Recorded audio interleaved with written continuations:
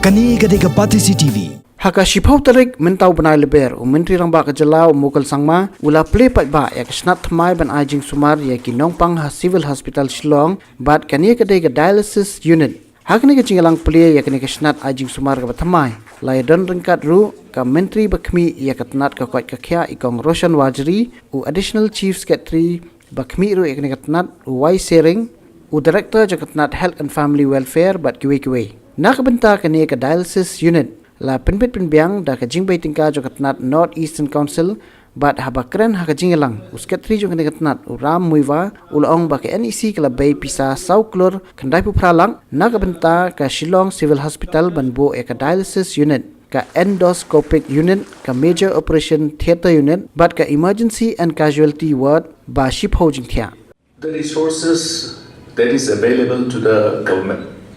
whether it is the union government or the respective state governments across the state, resources always will remain a challenge. Now for the state of Meghalaya, our resources which is available with the state to take care of programs, it's always limited. Now in addition to that, as per the devolution of resources from Government of India to respective states,